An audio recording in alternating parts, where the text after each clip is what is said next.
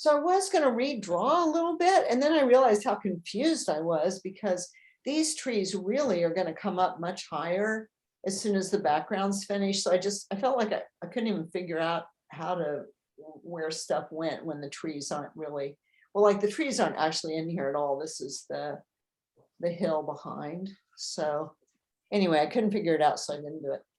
And oh wait, just let me look at this for a minute. Okay, if you see, like right here, like it looks like I had a Coke bottle lying on it or something when I sprayed it. And then I tried to spray it again, it just wouldn't take any spray there. So I have no idea why. And I don't know how it's going to look when I work on it, but it's just a weirdo, interesting. Maybe the cat. Have you ever had that happen before, that places wouldn't take the spray? No. Hmm. No. Wow. I mean, that looks It's a like snowmobile trail. What? It's a snowmobile trail. Oh, you're right. I know. At first I thought it was something over there, but no, it's not. Okay, so I think I'm going to start on the sky. And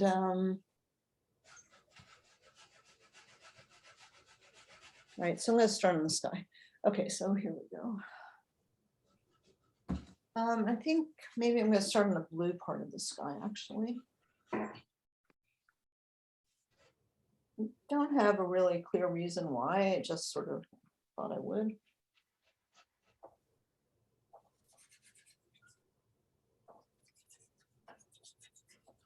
And I really sprayed it a lot because I was trying to make that place cover up, and then it wouldn't, so.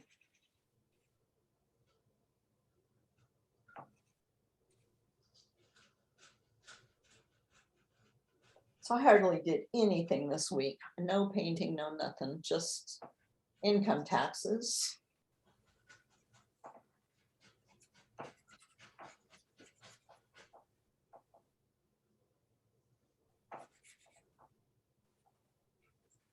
I like it a lot when it's sprayed so hard because it Is that white that you're using right now?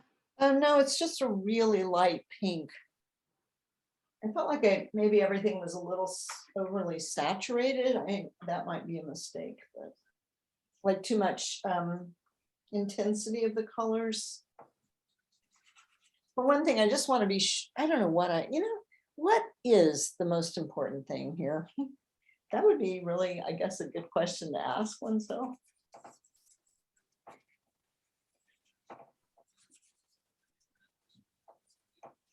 I'm sorry, I don't exactly have an answer at this moment.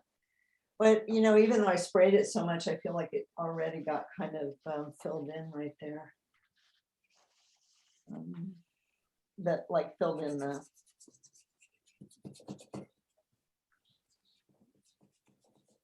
There's not really a texture of the paper. This paper doesn't have exactly a texture. It has a lot of tooth, but no texture. Which just means it usually grabs a pastel really well, but it's not like the texture in the on the Canson paper. But usually when you spray it, that increases the kind of the texture in a way. That's why it kind of is skimming over, but it's like already I kind of lost my, I don't know, I sort of lost my texture right in here already. But that's okay, I'll just spray it again.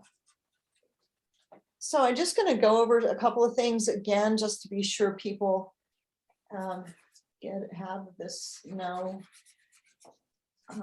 I might not have everybody might not have heard some things I said, and even those that were here might not have heard them. So yeah, so in the end, when I'm done, I do not spray anymore. I used to, but I just feel like the fixative is a little unreliable, and so I just don't spray them when they're finished.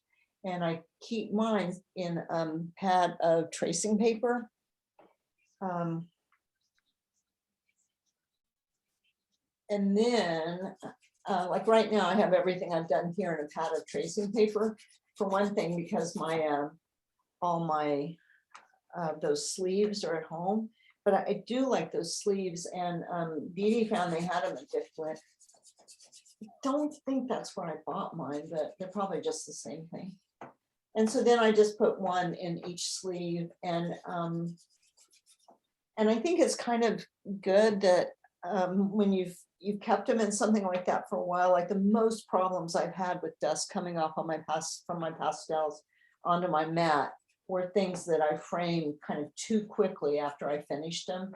They didn't have time to just sort of get a little smashed in my inside my sketch pad. So yeah. And then be sure you don't frame with plexiglass. Be sure you only use glass. The plexi will pull the charge on the plexiglass the first time somebody cleans it, will pull the pastel up to the plexi, and then it looks like you have this shadow. So if you just had to frame something with plexiglass for some reason, you might be okay if you didn't use a mat, because then even if it pulled it up off the paper, it would just, the paper would be right next to it. So I'm not positive about this, so I would think just the best thing to do is use glass. So Jeneane, with those sleeves, can you store 2 in one sleeve back to back? Yeah, you could. I might, who knows, I might even do that. I haven't seen mine in a while. Just, you know, you just want to be a little careful putting them in the sleeves and stuff. You want to be sure you don't, you know, smear them. And then, you know, this is so much trouble. This is kind of why I'd almost rather paint oils. It's just the framing is such a pain in the neck. So I make little spacers, you know, so that the pastel dust falls behind the spacer. So, you know, if it seems like I'm a little bit in the dark about what I'm doing, I just would like to say I'm just a little bit in the dark about what I'm doing here. I'm just trying things and then just trying to see if it's better or worse. You know, that's always what I'm asking myself. You know, usually like the first time over, I didn't, if you saw the video, I didn't work so long in, you know, each area, but each time I work over something, I end up working a little longer in the area. And my goal here is to finish the sky before I put those trees in.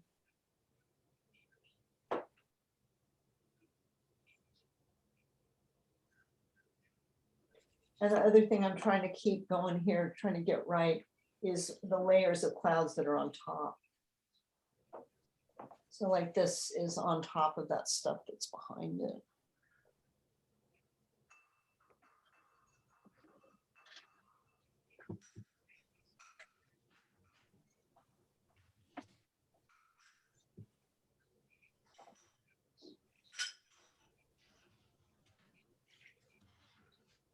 I did talk to a few people this week about this idea of what, you know, what is important in your picture. And in this photograph, I actually, I raised the clouds and I brought some of the dark over here so that the trees would be against the dark and the lighter part of the clouds would be higher up, because I didn't want this incredibly interesting part to be right behind this other incredibly interesting part. And then I would really have trouble trying to choose which, you know, what I wanted to make more in attention, or the more the subject matter of the painting. So yeah, so when you're setting up your composition, you kind of want to think about that, like okay, no, like you got this great, oh gee, Jiminy Cricket, you got this great picture of some whatever flowers or whatever, and you really want to use it, but what you want to do when you actually take that picture is you want to think about that you're gonna how it would be if you painted it. So don't just sort of take a picture that's for your memory. You want to take a picture that's will make a good composition for a painting.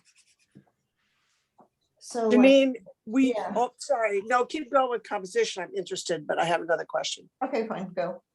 Speak. Would you just go over which clouds are in the front and which are in the back and why that matters? Oh, yeah, and look at that. I didn't, like this whole part up here I messed with isn't exactly right. Generally speaking, the higher up in the sky, the cloud, the closer it is to you. Ah, So usually, like I did this backwards for so long, it's unbelievable. And then somebody, this is so messed up right now, but somebody brought this book to class called something like Walter Foster Paints Clouds. And it was like, I looked through it and it was like, oh my gosh, I have been putting the clouds at the bottom on top of the clouds that are higher up, and that can't work this way because this is the furthest point away from you in the same that way makes this sense. is the furthest. But sometimes the clouds do overlap each other, so you can't just, like sometimes there'll be some low lying clouds that are in front, but they're, anyway, you can't just make a rule about it, but in general. And does that affect the order in which you paint them, or does that affect the color? Well, like here, if I work on this, let's just say I work on this one now. And okay, oh, I'm working on it and it kind of gets, it pooches over and now it's on top, right? So what I try to do then is work on whatever is going to be on top last. In every situation, I work on last what's going to be on top. Gotcha. Because then it literally is on top. Yep.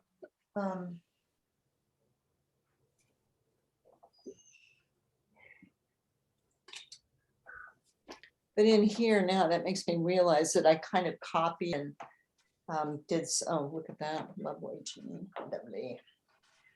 Did some kind of weird things in here. And I might Jeneane? not have kept the order right. Yeah. I have a question. There's an area above the oranges and yellows that you've got that's very, very dark blue. And then above that in the photograph, it looks like there's another hill rather than a cloud. Am I Oh, right right? here. No, No, I think in the it's a middle. cloud. What? No, in the middle. Well, there are some hills. That's a Yeah, and then cloud. above that, doesn't that look like another hill in the photo? Yeah, but it's not. Okay, Like here, you mean? Up here? yeah, yeah. Yeah, well, that would be like New Mexico or something if that's a cloud. I'm pretty sure. I don't think it's a mountain. I think this is Grace's photo, so. Grace, is that a mountain Or a hill. or a hill? I laughed at myself silly when I first moved here about that green mountains. Are you kidding me? These green tiny hills.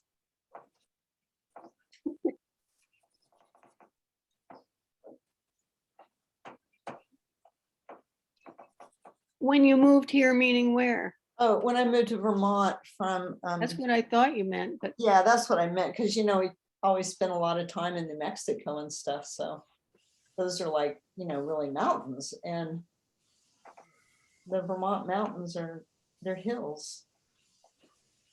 Oh, I thought you were talking about the mountains of Oklahoma. Oh, no, there are some, but they're kind of hills.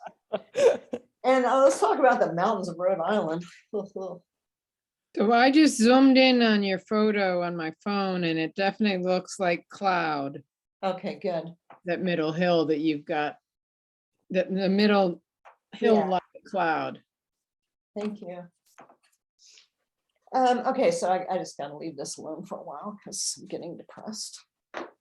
All right, so actually here, I think I have to say I'm gonna leave that alone, but I think what I have to do, I have to make that mountain cloud a little lighter, because otherwise I don't think I'm gonna, and it is a little lighter in there and it's not. Okay, oh, so back to the thing about doing last. So how do you make things go away? Right, I didn't finish that. Well, first, I think I was gonna say something about the flowers. I think that's where I left off, was that flowers, like, okay, so I totally get it. You get a nice bouquet and you take a picture of it. But if you think you're going to use it for a painting, you have to like compose it and you have to put it in decent light. And so like the ones I did that last week maybe, those ones I took a lot. I made the bouquet. I took a lot of photographs. I had it, with one light coming from one direction. So I should make that clear. That side light coming from one direction, although I have painted some flowers where the light was just looking straight down on them. So you don't want to limit yourself to anything, but it's the easiest thing in life is if you have one light source and not a whole bunch. So look at me, I'm still working on the sky. Yep, so okay. And then, so I can't worry about everything amazingly, since my capacity for worry seems very large. But in my painting, I can't think about everything at the same time. So what I have to do is the last time over it, I try to work from the back to the front so that everything that's on the front, that's on top, will literally be what's closest to me. And so on the ground, that means starting here and coming forward. But now I'm wondering, have I ever actually realized this, that on the sky, it means starting back here and coming to the top to do what's furthest away first. And, I'm just going to say, you just should know, just like you guys send me this stuff and I critique it. And then you're like, oh, but that was nothing like what I was planning on ending up with. But oops. So that's kind of how this is here. I'm just kind of still stumbling around with my color, like what is my colors. And okay, so yeah, so how do you make things go back? You've got those 7 or something tools when you're painting, and you can use each one of them in different ways to make things go away. So if your first thing is composition, that's the first and most important tool in any painting. And if you can set up your composition in a way that things overlap stuff in the background, but don't just line up with it. Like right now, all of this is just lined up. But actually, well, that is part of that hill. There's no trees above here. So yeah, so you can work on your composition, which is basically composition is the hardest thing to ever even discuss, because it's like the minute you make a rule, rules are just totally made to be broken, and you can find some painter somewhere who has a good painter who has broken those rules. So the composition basically is made up of the things. So the trees are like the things, or the fence posts are the things.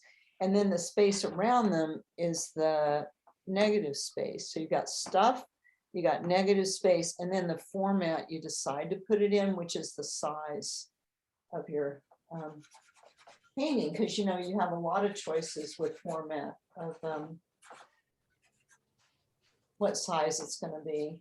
And I have to say, it's a really good idea to plan your format around the size, standard sizes of canvas or of frames, because that'll save you so much money if you're painting things that you can just put into a frame. Like I did 3 sizes basically of pastels. I mean, sometimes I, kind of wish you could do other sizes, but if you're trying to make some money or just save yourself some money. So I did the full sheet. So I did an 18 by 24, which framed a 24 by 30. Yeah, 24 by 30, which is the standard size. And then I did sort of a half sheet, which I framed to be 18 by 24, another standard size. And especially what's helpful is there's standard sizes for glass. So not only are they standard sizes for frames, but they're standard sizes for glass. And I never got to where I never cut my own glass. So when you're buying glass, yeah. Anyway, so okay, so I did those 2 sizes, and then I did a little one that ended up being like 12 by 16. But now these boards, these things I'm painting on, they come in a lot more sizes than they used to. There's, long skinny ones and square ones. And because they have wooden sides, they're already framed. So I don't have to worry about framing them. That's kind of been a game changer for me. I haven't, for a long time now, I haven't really liked the kind of frames that go on oil paintings. So. Yep, okay, so your composition, the stuff, the positive, the things, and then the negative spaces and the format you decide to put them in. And then the next thing you have is drawings. So like things are bigger when they're closer to you, so you make them bigger. Make sure that something in the foreground doesn't appear to be stopped by something in the background. So I would never, probably I can pretty safely say never, have my trees in right lined up with the hill. Okay, so that's drawing and perspective, of course, if you, or, you know, if you're doing buildings or something, or a road. And then so drawing colors and value. Colors get more muted in the distance, although in this case, see, the strongest colors are back here. So in a way, your eye is just going to go over and to that is what I'm kind of hoping, that this is kind of a pass through. However, I think I'm gonna try something kind of weird down there. Okay, so your strongest colors usually are in the foregrounds, and oh man, I can't remember. I think I showed you some by, look at that weird thing. It's never going away. Thank goodness this doesn't matter to me. Well, anyway, like that. Some people are really good at making their strongest lights be in the distance, but still, it's like they would, if they needed to get stronger in the foreground, they would still have something left for that. So like Frank Mason, he used to put a little white dot in the foreground and a black dot in the foreground. And then he never used those colors going back. They were, you know, there might have been an area that was the most contrasty and the most light on it or whatever, but it never went clear to the black and the white that he kept down here as a reference point. Okay, I'm just gonna do this here too. All right, so colors get more muted in the distance. You know, you just have to drive down the road in Vermont and you see that with the hills. And then the values get more close together. So the lights get darker and the darks get lighter. And everything just comes more to the average. Sorry, this is going very badly here. In the front? Yeah, I just have this one little tiny piece of pastel that's kind of like just disintegrated. The strokes were just not doing, that wasn't the stroke I wanted. I'll just try to come back.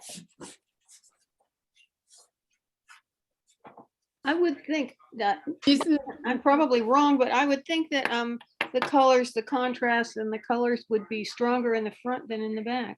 Yeah, that's what I said. Oh, I heard it wrong. Oh, maybe I said it wrong. It's totally possible. It's hard to do, to talk and paint. So I could have really well said it wrong. So thanks for clarifying that.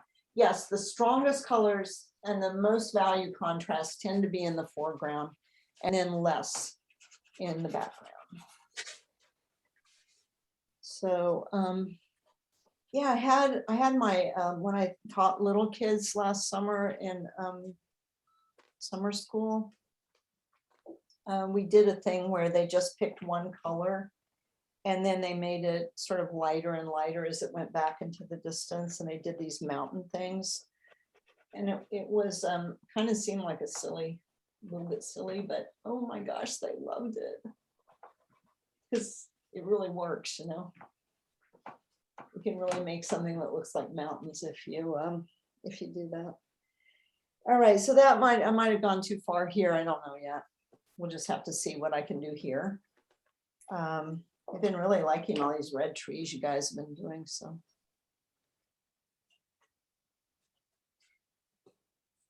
So I am drawing right now.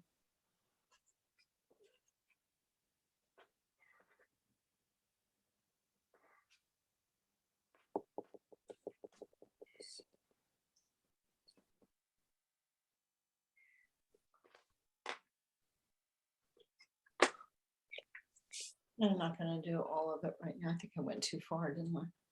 Goodbye. Um, I mean, I guess maybe it would be a good idea to draw these in charcoal, but, you know, as long as I don't make them, you know, sort of stupid, doesn't matter if they're exactly right. And things like this that where there's just so much, what I do is I try to always be looking somewhere, not just like, you know, putting in tree limbs and stuff. I try to always be looking at something.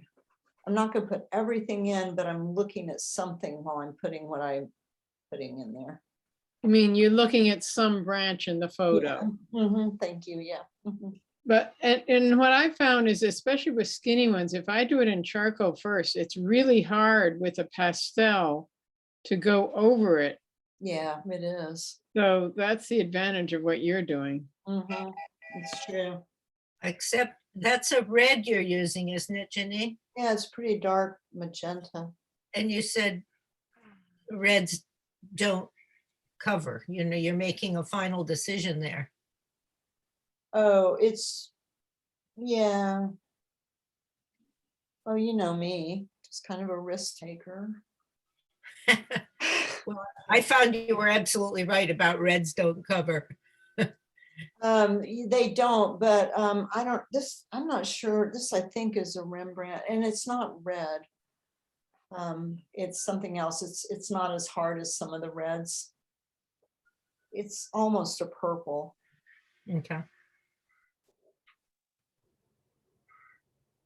I'm not having any trouble with it, and I have a ton of pastel on. And then I don't know what's going to happen up here. I find that so interesting how depending on the back, well, you know, it's obvious, I guess, but depending on the background of stuff, is it going to look like a dark color or a light color? So where something that is the same color, it goes behind something, it goes in front of something that's darker and it looks light, and then it goes over something that's lighter and it looks dark. I don't know how to deal with that exactly.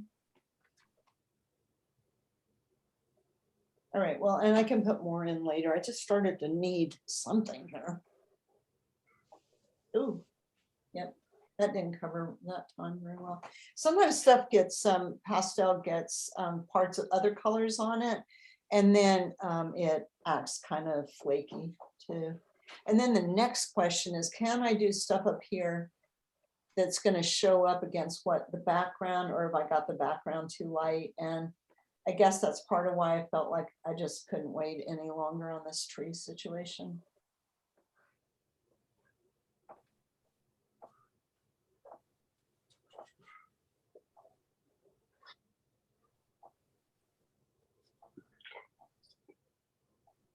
You guys did such a good job on those other trees that were by the barn. So I think you got this. What color are you using there, Jeneane? Yellow.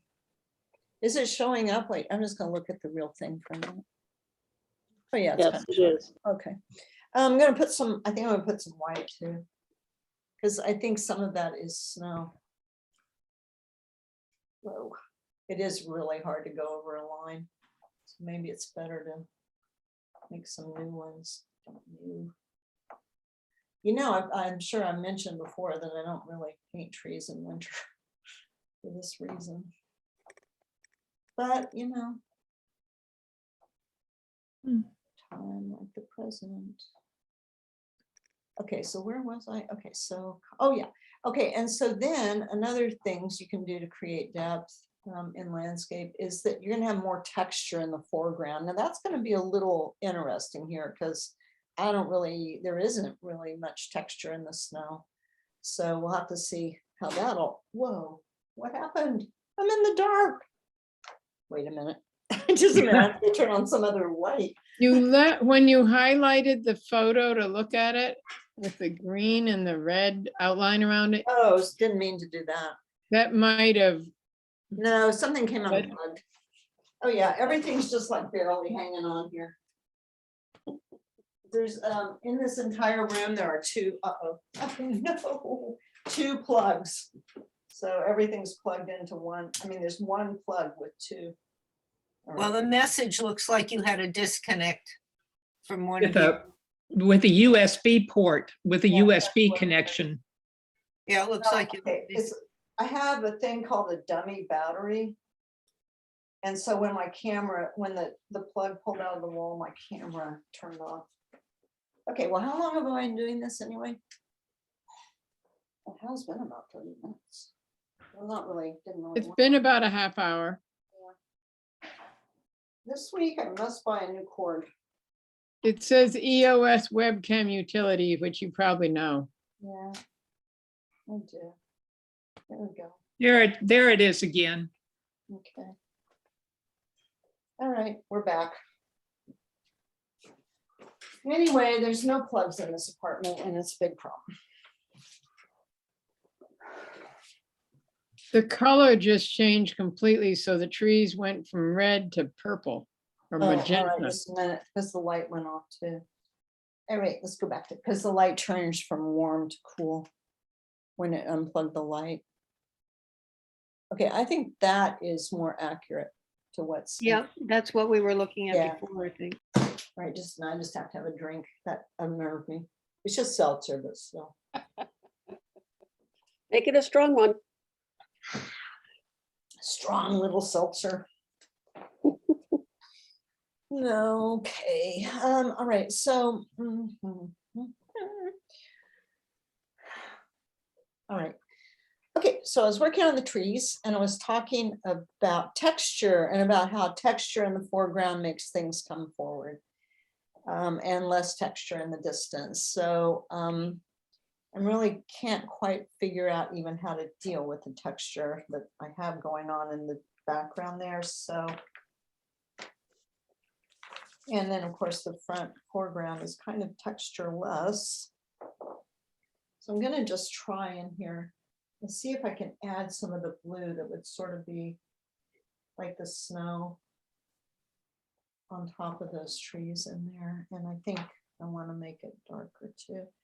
And then the last thing to create distance is that can be used to create distance is edges, and just making harder edges in your foreground and softer edges in your background.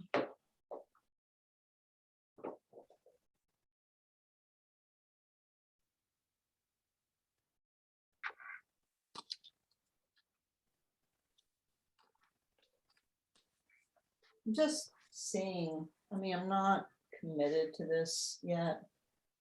I just wanted to see, I just was trying to see if I could make this look more like what it is instead of being the autumn here. I guess it, well, it could be the autumn, of course, with that much snow too. And I don't know, I wish I kind of, I don't know how I made some kind of weirdo mistake right there too. And the other thing I think I'm going to do, and I am going to use charcoal though, because who knows if I'll like it. I was going to put in these fence posts, and one thing I want to be really sure I don't do is line them up under the trees. Even if they were that way, I wouldn't leave them that way. And I don't really care how many there are or exactly their shapes. Like, you know, just kind of leaning them, whatever I want to do here. Jeneane, I was wondering about those, you have those clips that hold the paper in on the bottom. So how do you go back and put all those layers in? Well, if I was really doing something I was going to finish, I would do it right away. I wouldn't wait. This is, you know, just going in the folder. Well, Jeneane, yeah. the mid-ground, which is very vibrant yellows and oranges, Mhm, and you just said it makes it look like autumn. mhm. Does it make any sense to take it down with either pink or lavender, since it's when I'm looking at the photo, it looks less yellow and more pinkish. Okay, I'll try that.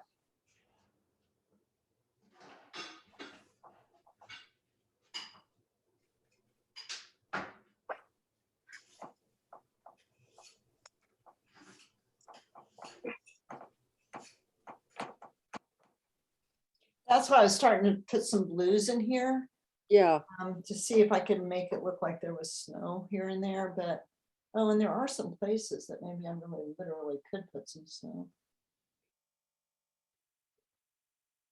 Oops, that went flying off into outer space right there. Okay, and so, yeah, so maybe that's also would be kind of helpful.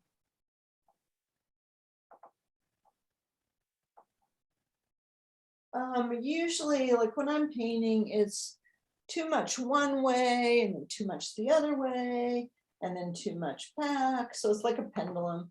And I just sort of hoping, always hoping, that things just get back to some sort of like the way it should be.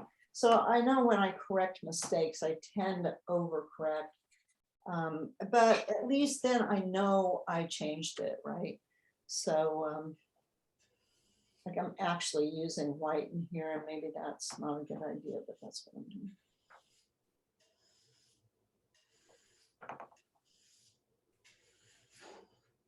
You know, maybe I don't want it right there.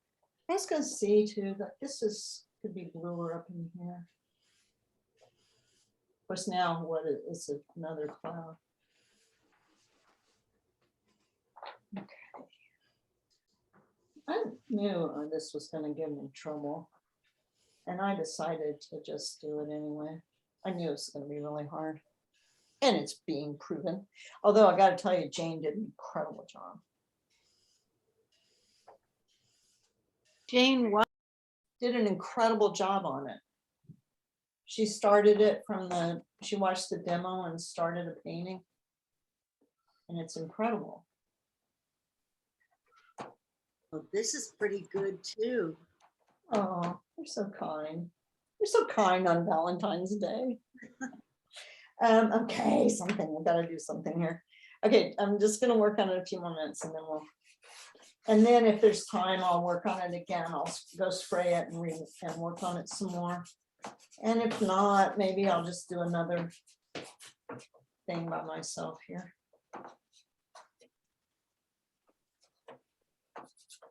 You know, if I know you guys studiously watching these, you know, every minute, but okay. Oh, I did lose my little thing right there that these trees were supposed to not just be, they were supposed to kind of come downhill. Yeah, but if you had questions, even, you know, I'm sure you could ask me questions about what I did that I could answer if you had questions about something I didn't do in person.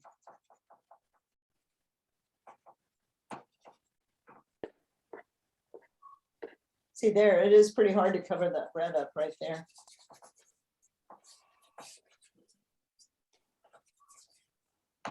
what was the first color you laid down for the snowy field?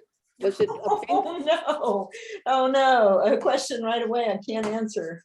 I don't know. Was that when you did the, like a aqua? Oh, maybe, yeah, maybe it was off one. It was? Oh, yeah, I can see it underneath down in the left corner. Right here, Yeah, yeah. and you were quite surprised at yourself. I was so a were little we. surprised, yeah. Yep, now I can see it. I was trying to see if I could make some shape into this, but I'm not sure. But that little weird place is kind of gone now. Yep. That's good.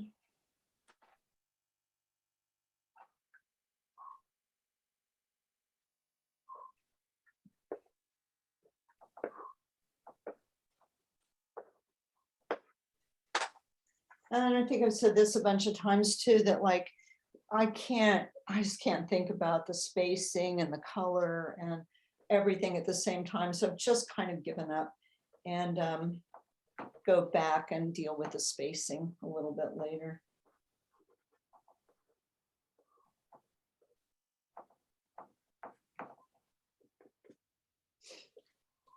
The repetition and the spacing, I should say.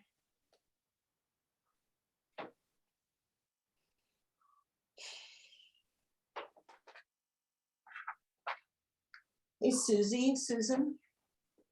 I wondered if you'd seen the pictures of Kathy and John's newest grandson. Oh, I don't know that I have. Are they on Facebook? They were on Instagram from Mallory's account, so you probably don't follow Mallory, Oh, okay.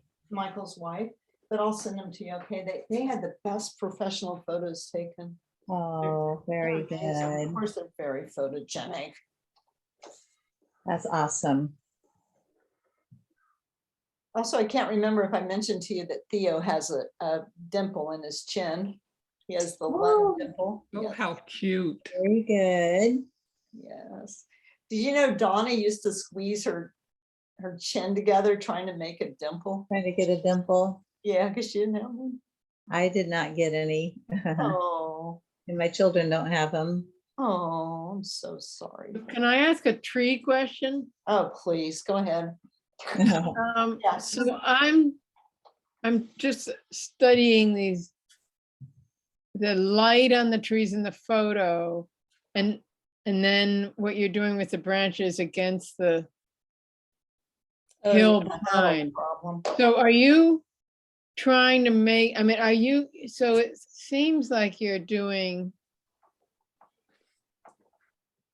well, I'm a little, Well, it's that thing I was just talking about. This stuff looks light against the dark, but then it looks dark against the light. right. Is that what you're talking about too? Yeah, but then Maybe I could- also in the photo, the light actually comes down on the trees from up against the clouds down over the hill, but I guess it's about to the same spot where the shadow is. So, but maybe you want them to show up more, so you're just doing it the way you want it in the Oh, drawing. no, I'm gonna fix it right now. I mean, it looks pretty interesting in the drawing. Pretty interesting. Pretty interesting is not good enough. Well, no, I mean, it does. The contrast is the, I understated. I better stop talking. Yeah, you don't have to. I'm just kidding. Is this what you're talking about? No, I don't even know. I'm not sure if that. Yeah, well, I see what didn't you're bring this doing. up high Yeah. enough. Yeah, I was just talking about the red against the orange. Oh, uh-huh. And so it seems like you're doing it to make it show up against the orange in a different way. But there's so many considerations, aren't there? There are, and one, I mean, not to make excuses for myself here, but one of the problems with talking is almost like you overanalyze it. Like, you know, I might just do it and not even think about what I've done. I mean, I wouldn't think. I usually don't really think that much, so not consciously. But when you're talking about, when I'm talking about what I'm doing, I'm certainly thinking more than normal. I mean, I know the trees aren't red, but you know, I like them. Are you What? sure you know that? I do know it. I didn't mean to imply they should be a different color. No, I know. But they were never intended to go on like that.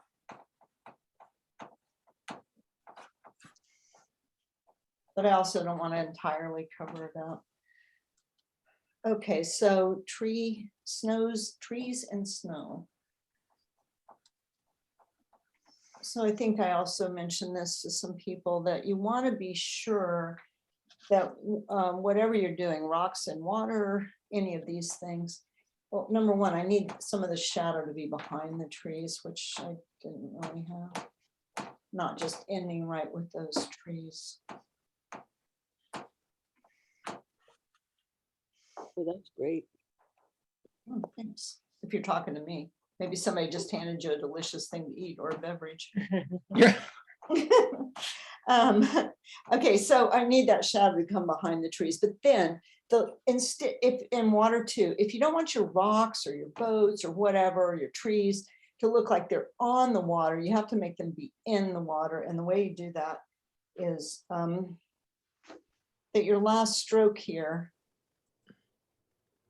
is going to be definitely in front. Of course, now I've got them so messed up at the bottom, maybe you can't even tell where the bottom is.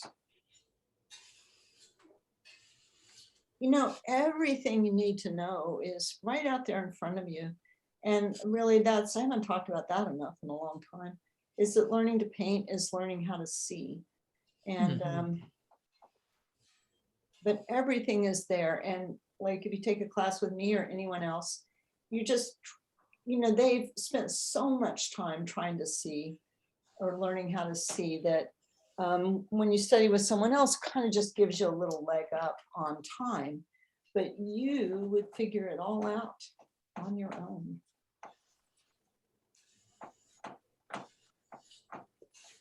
Okay, I never did finish my sentence. Okay, so now I got my trees a little more sturdy at the bottom. And now I'm just going to be sure that that I put the snow on top of them, so that they're into the snow, not just on the snow. And it's the same thing with rocks or water. Do the water last, that water stroke, do it last.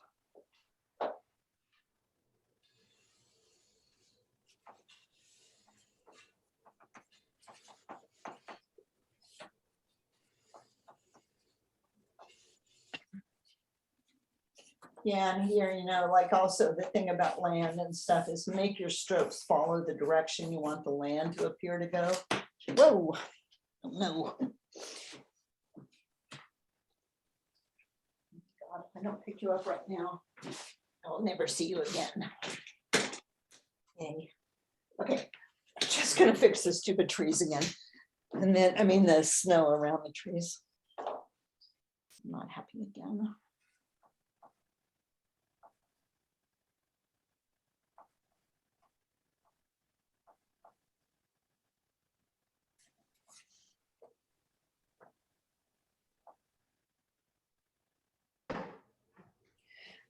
Okay, so just give it a rest for now, unless somebody, if you have a question or anything else you want to ask. This is so beautiful, Jeneane. Oh, Yeah, it is. I Oh. love the pink in the snow too, because I can really see a very light pink violet in the snow. yeah, it kind of vibrates, doesn't it? Yeah, it's beautiful. And it's so much better than the photo. When I saw the photo, I said, that doesn't look very interesting, but your painting's beautiful. I said the same thing. You keep doing that. Me or? Yes. Yes, you Oh. make the painting so much more interesting Well, and thanks. beautiful.